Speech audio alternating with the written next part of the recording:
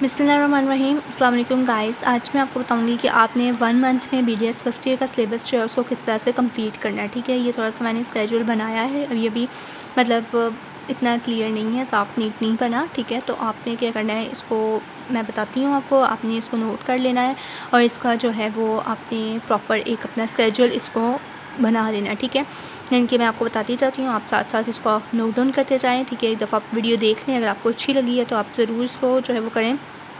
इससे ये होगा कि ये आपके लिए जो है बहुत हेल्पफुल होने वाला है इंशाल्लाह ताला।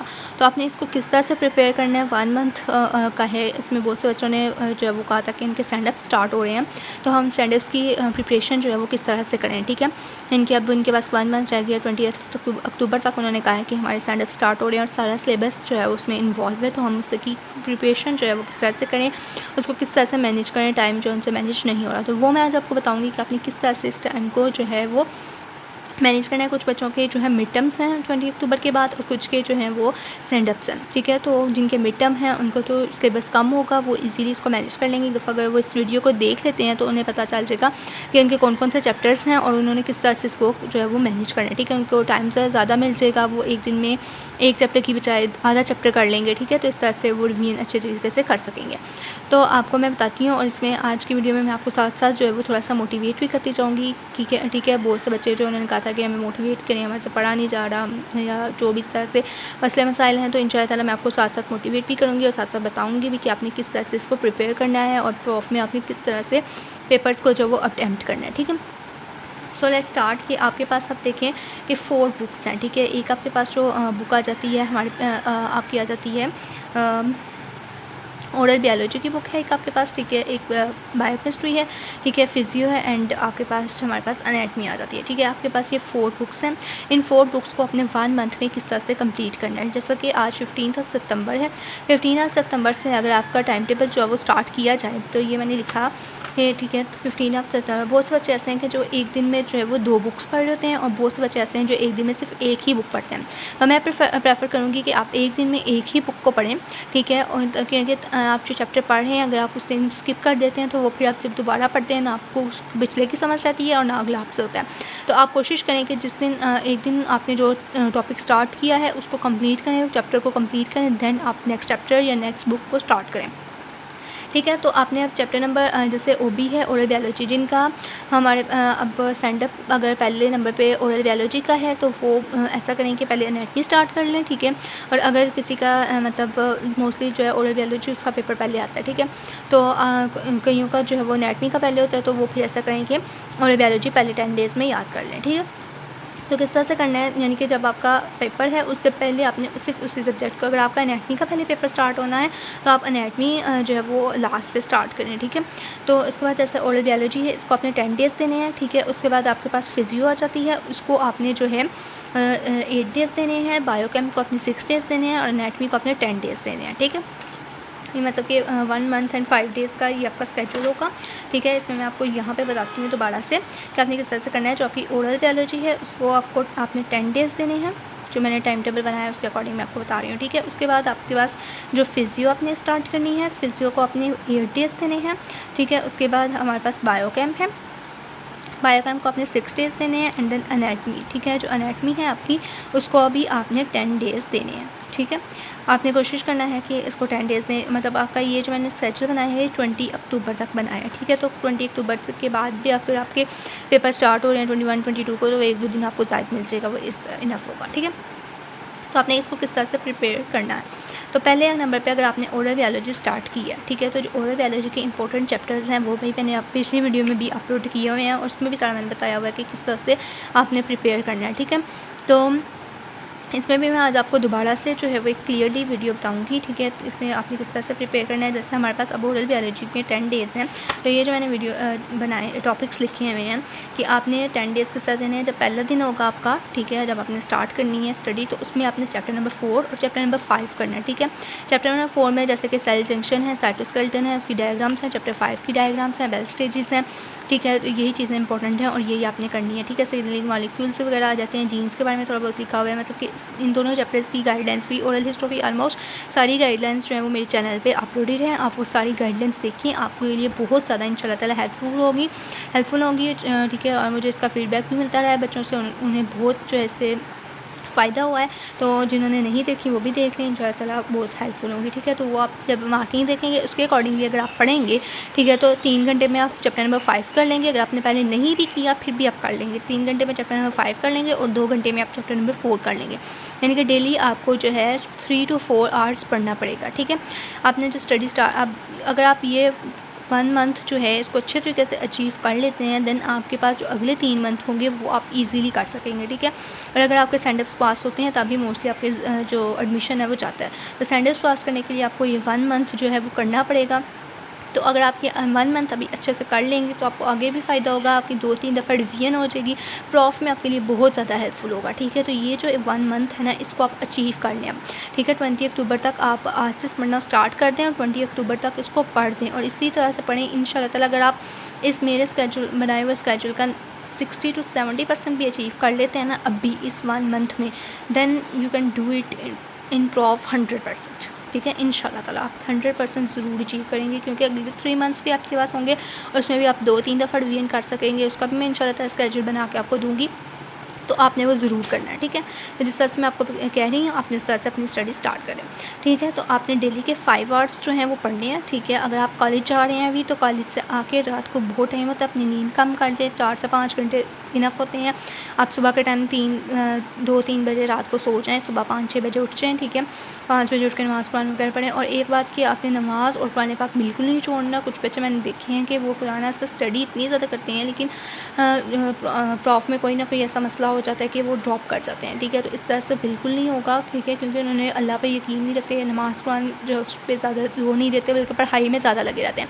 तो आपने ऐसा बिल्कुल भी नहीं करना, आपने जो है नमाज़ ज़रूर पढ़नी है, सारी नमाज़ें पढ़नी है और आज से ही अपने लिए दुआ करना शुरू कर देनी है कि आपका प्रॉफ का पेपर इजी आए, आपको आता हो और आप जो है अच्छे मार्क्स से पास हो जाएं, ठीक है।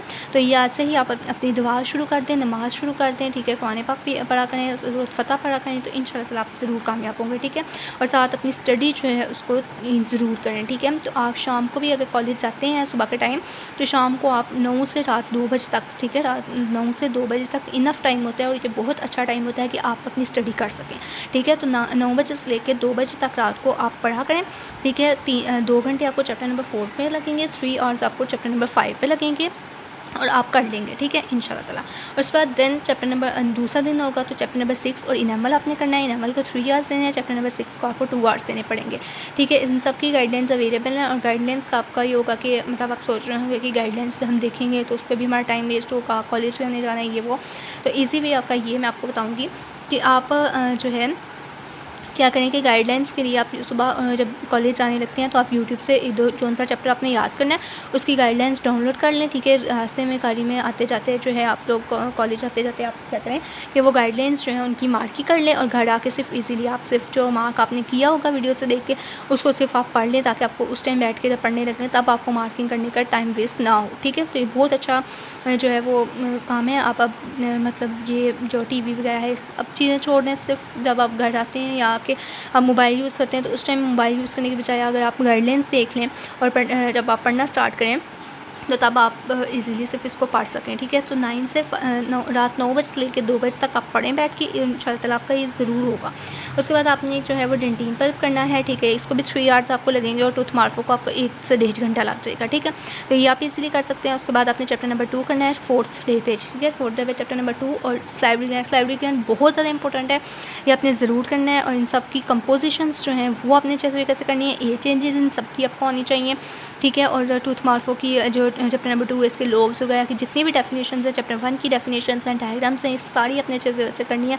कर्व्स बहुत इंपॉर्टेंट, लोब्स बहुत इंपॉर्टेंट है, कस पॉकेट बिलाई, ये सारी चीज़ें जो है इंपॉर्टेंट हैं, ये आपको आनी चाहिए। मेमलोन्स की डेफिनेशन आपको आनी चाहिए, ठीक है। उसके बाद हमारे पास 5th डे पे एम्ब्रियो आ जाती है। एम्ब्रियो जो है, एम्ब्रियो में मैंने आपको बताया था कि जो आपका लैंगमन का चैप्टर नंबर 17 है वो आपने रटना है, वो आपको हर चीज़ उसकी आनी चाहिए। मैंडिबल की डेवलपमेंट उसमें जो मैंडिबल की उसमें क्लिनिकल्स दी हैं वो आपको पता होना चाहिए, ठीक है। और जो 10 है उसमें मैंडिबल की डेवलपमेंट लिखी हुई है वो आपको आनी चाहिए। मिकल्स कार्टिलेज है, सेकेंडरी कार्टिलेज है, इन कार्टिलेज का आपको पता होना चाहिए, इनकी डायग्राम्स का पता होना चाहिए, ठीक है। और जो ऑर्गन्स की समरी है वो अच्छी लिखी हुई है आपने एम्ब्रियो की। ऑर्गन की समरी जो न्यूरोकल सेल्स वगैरह लिखे हुए हैं वो आपने अच्छे तरीके से याद कर लेने हैं, ठीक है। तो चैप्टर नंबर 17 ऑर्गन्स की समरी और जो 10 केस में उसकी थोड़ी सी डायग्राम्स और मिकल्स, कार्टिलेज वगैरह और मैंडिबल मैक्सिला की डेवलपमेंट लिखी हुई है, वो आपने अच्छे तरीके से याद करनी है। और आर्चेस वगैरह जो है वो आपने लैंगमन का चैप्टर नंबर 17 आपके फिंगर टिप पे होना चाहिए, आपका यहाँ पे भी आपको बहुत काम आएगा और एनाटमी में भी आपको बहुत काम आएगा। तो ये आपने ज़रूर करना है, ठीक है। ये आपकी एमरी एक दिन में हो जाएगी ईजीली। उसके बाद आपके पास आ जाता है इसकी भी मार्किंग भी 10 केट्स अगर आप देखना चाहते हैं एक दफ़ा तो उसकी भी मार्किंग अवेलेबल है। उसके बाद हमारे पास आ जाता है 6 पे आपने चैप्टर नंबर 10 और TMJ करना है। TMJ BD पे 2-3 पेजेस हैं, वो आपने अच्छे तरीके से कर लेनी है। TMJ के मसल्स ऑफ मैस्टिकेशन जो है वो इंपॉर्टेंट है, ठीक है। उसके बाद इसके मसल्स की एक्शंस इंपॉर्टेंट है, नर्व सप्लाई, ब्लड सप्लाई जो है वो इंपॉर्टेंट है। उसके बाद मसल्स के नाम से इंपॉर्टेंट है। और चैप्टर नंबर 10 में जो थ्योरीज़ हैं वो इंपॉर्टेंट है। और चैप्टर नंबर 10 के अपने पास्ट पेपर जो हैं वो रट लेने अच्छे से। उसके बाद चैप्टर नंबर 7 इसमें ओरल ग्लूकोज है, इसके भी अपने 5 पेपर्स अच्छे तरीके से करने हैं। एंड देन इसके टेबल्स अपने अच्छे तरीके से करने हैं, ए चेंजेस करनी है, ठीक है। इसके फंक्शंस करने हैं। डेंटिनो इनेमल जंक्शन आपको पता होना चाहिए, ठीक है। सॉरी, डेंटिनो जंजाइवल जंक्शंस जो लिखे हुए हैं 3 जंक्शंस लगे हैं वो पता होना चाहिए। 3 इसकी टाइप्स हैं, मैस्टिकेटरी और 3 और 2 और हैं, ठीक है, वो आपने करनी है। उसके बाद इसकी हमें जो टेबल्स दिए हुए हैं वो टेबल्स सारे आपको आने चाहिए, ठीक है। वो पास्ट पेपर्स में भी दिए हुए हैं, वो भी अपने अच्छे तरीके से करने हैं। तो ये भी आपका एक दिन में हो जाएगा, ठीक है। उसके बाद हमारे पास जब 8th डे होगा तब आपके पास जो speech, saliva, salivary gland, taste, smell वगैरह है, इनके स्पेशल सेंसेस फिजियो का जो चैप्टर है फिर दोस्त पे लिखा हुआ है, ठीक है। स्पेशल सेंसेस, वो स्पेशल सेंसेस जो है ना आपकी 5 जो सेंसेस हैं वो आपको पता है ना, वो आपने टेस्ट, स्मेल, स्लाइवा वगैरह ये सारी सेंसेस आपने वहाँ से अच्छे तरीके से करनी है। और GIT का चैप्टर खोलना है, वहाँ पर स्वेलिंग का प्रोसेस लिखा हुआ है, वो स्वेलिंग का प्रोसेस आपने अच्छे तरीके से याद कर लेना, ठीक है। तो ये आपकी ओरल फिजियो भी कम्प्लीट हो जाएगी। उसके बाद आपने क्या करना है, छोटे छोटे टॉपिक्स हैं, ठीक है। इनके पाथवेज भी अपनी याद रखनी है, स्पीच का, टेस्ट का, स्मेल का पाथवे जो है ना ये भी आपको आना चाहिए। उसके बाद देन हमारे पास आ जाता है 9th डे मतलब यहाँ तक 8 डे में आपकी तकरीबन सारी ओरल बायोलॉजी जो है वो कंप्लीट हो जाएगी, ठीक है। उसके बाद आपने 9th डे में जो है वो क्या करना है, MCQs, डेंटोलॉजिस्ट के सारे MCQs आपने करने हैं। और जो मॉडल पेपर के MCQs मैंने पेज पे भी अपलोड किए हुए हैं वो भी आपने देख लेने हैं, ठीक है। तो वो FB पेज पे अपलोडेड हैं, वो आपने मॉडल पेपर के MCQs रखने हैं। इन दोनों में से ऑलमोस्ट मतलब मॉडल पेपर्स में से 5-6 MCQs आ जाते हैं और डेंटोलॉजिस्ट में से 10 MCQs प्रॉफ में आ जाते हैं। तो ये आपने अच्छे तरीके से MCQs इसके रट लेने हैं डेंटोलॉजिस्ट बुक MCQs की। उसके बाद जो 10th डे होगा उसमें आपने रिवीजन करनी है, या कोई भी अगर आपका टॉपिक रहता है तो वो आपने कर लेना है, ठीक है।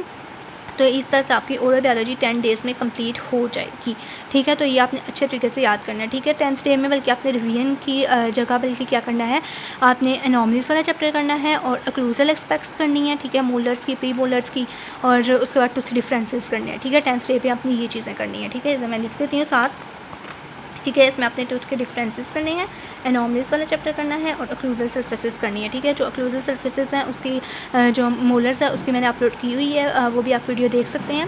और अल्हम्दुलिल्लाह जो ये अभी सप्ली का पेपर हुआ है उसमें भी, और जो कॉलेज में मोस्टली बच्चों के टेस्ट हो रहे हैं उनमें भी जो चीज़ें मैंने बताई हैं उन्हें वही ऑलमोस्ट आई हैं, ठीक है। और उनका पेपर बहुत अच्छा हुआ है। तो आप लोग भी कोशिश करें कि आप ये चीज़ें जो है वो अचीव कर लें, जो मैंने मार्किंग बताई हुई है। वीडियो सारी अपलोडेड हैं, BDS फर्स्ट ईयर गाइडलाइंस में और हिस्टोलॉजी गाइडलाइंस में भी अवेलेबल हैं मेरे इसी चैनल पे, तो वो आप देख सकते हैं सारी गाइडलाइंस। तो इंशाल्लाह ताला वो बहुत हेल्पफुल होंगी आपके लिए, ठीक है। तो आपने ज़रूर करनी है। और एनोमलीज आपने ज़रूर करनी है, चैप्टर नंबर 1, चैप्टर नंबर 2 ज़रूर करना है, टूथ मार्फो का और अक्लूजल सर्फेसेस जो हैं प्री मोलर्स की, मोलर्स की, वो आपको आनी चाहिए। केनाइन्स के डिफरेंस आने चाहिए आपको, ठीक है। बाकी टूथ के भी डिफरेंसेस करने हैं लेकिन केनाइन का ज़्यादा इंपॉर्टेंट है। उसके बाद देन हमारे पास आ जाता है फिजियो, ठीक है। तो 10th में आपकी OB होगी। उसके बाद फिजियो आ जाती है। फिजियो आपने 8 डेज़ में किस तरह से करनी है, ये आपको अगर आपका भी मतलब स्टैंडअप है ना तो आपने जल्दी में तैयारी कर रहे हैं, आपके पास टाइम भी कम है, तो इसलिए आपको मैं सजेस्ट करूँगी कि आप सिर्फ और सिर्फ फिजियो जो है वो पास्ट पेपर्स प्लस फिर दोस्त करें, ठीक है। अभी गाइडन को हाथ ना लगाएं, ठीक है। गाइडन से सिर्फ जैसे एक्शन पोटेंशियल की डायग्राम है, कार्डिक साइकिल की डायग्राम है, ECG की डायग्राम है, ठीक है, ब्लड में कीमोटेक्सिस की डायग्राम है, ठीक है। इस तरह की जो डायग्राम्स है ना वो आपने बस देख लेनी है, या कुछ इंपॉर्टेंट पॉइंट्स जो आपने गाइडेंस से पहले किए हुए हैं और आपको लगता है कि आप अभी भी वो रिवीजन कर सकते हैं तो आप वो करें, इसे रूट करें, ठीक है। ये नहीं मैं कह रही कि आप गाइडेंस को हाथ नहीं लगाएं, जो आपने पहले जिधर से आपने पहले याद किया ना आप अभी उधर से याद करें और कोशिश करें कि उसको एक ही दिन में कम्प्लीट करें, ठीक है। एक दिन में आपने ब्लड करना है, एक दिन में आपने नर्वल मसल करना है, एक दिन में रेस्पिरेशन करना है, ठीक है। उसके बाद आपने जो है वो सेल भी एक दिन में करना है, सेल के साथ आपने रीनल भी एक दिन में करना है, ठीक है। जो सेल है, सेल का भी एक ही चैप्टर है, उसकी भी गाइडलाइंस तो मैंने अवेलेबल है इस चैनल पे, वो आप देख सकते हैं। तो आप इजीली वो कर सकेंगे, ठीक है। मतलब सारा चैप्टर्स नहीं करने सेल का, तो जो इंपॉर्टेंट चीज़ें हैं वो मैंने बताई हुई हैं। सेल की गाइडलाइन अवेलेबल है, आप उसको ज़रूर देखें, ठीक है। उसके बाद nervous muscle action potential neuromuscular junction, ये आप गाइडेंस एक दफ़ा देख लीजिएगा। और बाकी सारा पहले आपने फिरदौस और पास पेपर अच्छे तरह से कर लेने, उसके बाद अगर आपके पास टाइम है तो then you go to the guidance, ठीक है। उसके बाद GIT एंड एंडो, GIT और एंडो के पास पेपर्स आपने पहले नंबर पर करने हैं, देन आपने फिरदौस इसको याद करना है, ठीक है। ये आपकी एक दिन में हो जाएगी, 2 घंटे आपने देने हैं तो ये आपकी हो जाएगी। उसके बाद CNS आ जाता है। CNS मोस्ट इंपॉर्टेंट टॉपिक है। इसमें से आपको ये जो आप 3 चैप्टर्स करेंगे ना, अगर blood, nervous muscle and respiration, ये अगर आपने अच्छे तरीके से कर लिया ना, तो आपके 2, 4, 5, 6 मतलब इनमें से 2 क्वेश्चन आते हैं, तो 6 क्वेश्चन आउट ऑफ 15 आपके हो जाएंगे, ठीक है। एक क्वेश्चन सेल में से हो जाएगा।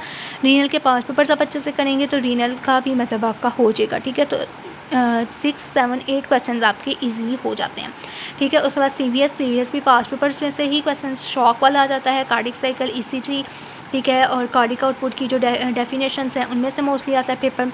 तो मतलब आपने 5 पेपर्स और फिर 2 अच्छे तरीके से CVS की रट लेनी है।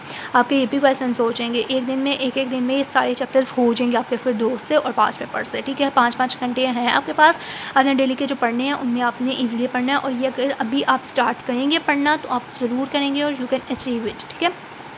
तो आप इसका अगर स्केड्यूल का मैं दोबारा से बता रही हूँ, 60 to 70% भी अचीव करते हैं, देन आप 3 मंथ्स अगले भी अचीव करते हैं पास पेपर के 60 to 70, तो इंशाल्लाह ताला प्रॉफ में 90% ज़रूर जो है वो लेंगे, ठीक है, इंशाल्लाह ताला। उसके बाद आपने